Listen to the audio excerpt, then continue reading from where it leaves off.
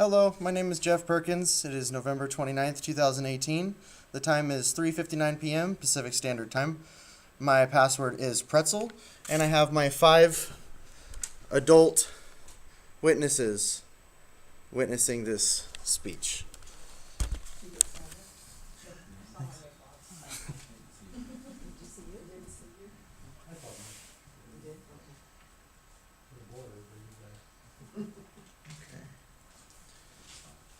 Hello, and thank you guys for taking the time to meet with me today and allow me to explain to you the significance of disaster and emergency preparedness. Ready.gov suggests that every American has at least 72 hours worth of food and other supplies in their house in case disaster strikes. However, not all people are in the position to provide those things for themselves on a day-to-day basis, so providing them in the case of an emergency falls to the bottom of their priority list, if it's on their priority list at all.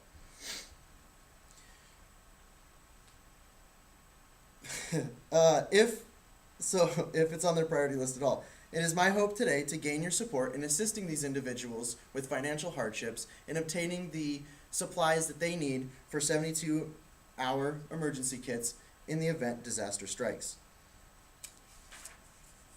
When it comes to disasters, it's not a matter of if, but when.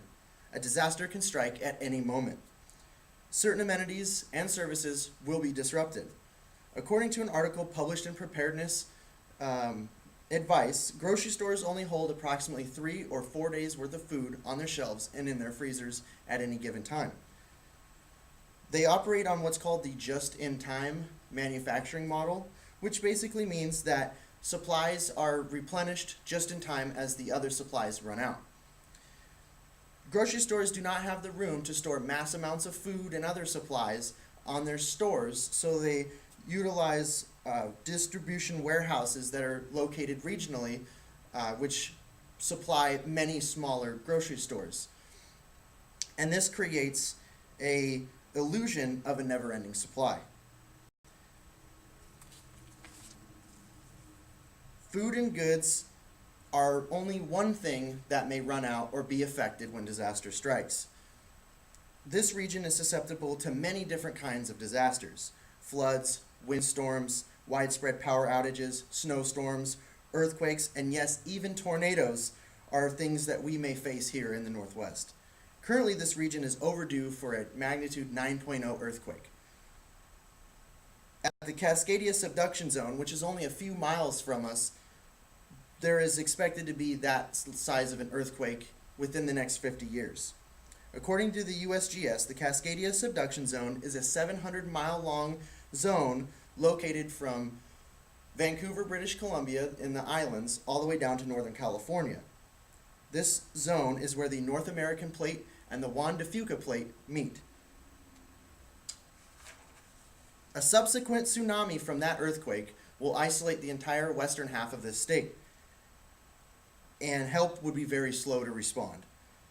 This would be due to impassable roads, old bridges that fail, tunnels that may become blocked, or other things that may hinder first responders from responding. Without being supplied, shelters with their small supplies of resources will run out quickly, and the timetable for resupply is unknown because every disaster is different. Here in the valley, the damage from a 9.0 earthquake will be devastating. Many of our structures are very old, kind of like the one that we're standing in today. Infrastructure such as plumbing is also very vulnerable. Our infrastructure will be pretty much incapacitated around here. Power lines and phone lines are above ground and they're located on poles. And if you think a tree can fall, then a power pole can fall. And what comes with it are many other lines that hit the ground. And here, where a lot of people do not have natural gas, they rely on electricity to cook their food. If they don't have supplies ready, they may not be able to eat.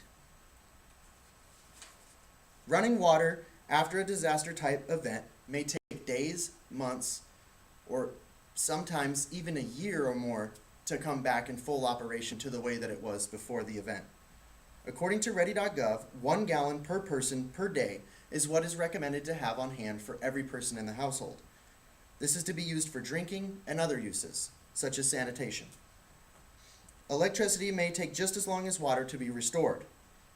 Not all of this region, like I said, has access to natural gas, so that is a huge problem. Low-income people deserve to have supplies on hand in the event of a crisis.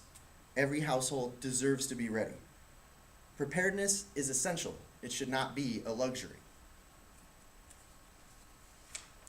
What I'm asking today is for you to donate a full kit, parts of a kit, or funds that will be used to purchase pieces of a kit or a full kit to people in this community that are in need. These kits will include emergency non-perishable food for 3 days, a 3-day supply of water, a NOAA weather radio, various sizes of extra batteries, a flashlight, a first aid kit, an audible signal for calling for help, dust masks, local maps, a manual can opener, because a lot of people don't have one these days, personal sanitation bags, and a list of shelters and emergency numbers for the area. Your donation is 100% tax deductible and will help your neighbors in need when disaster strikes.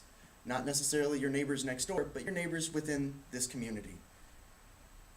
Having people become self-sufficient will help alleviate the stress that will be placed on local shelters when people can take care of themselves. And this could potentially save lives. As you leave here today, I want to take with you the thought of your neighbor. Again, not just your neighbor next door or across the street, but your neighbor within this community or even within this state. They may not have a job. They may be on fixed income. They may be disabled and can't work. Or they may be working, but they make minimum wage, and they have to put food on the table today, not in case of an emergency. The lack of income does not make these people any less deserving of being prepared. Like I said before, when disaster strikes, we are all in the same boat. Income no longer separates us in an emergency.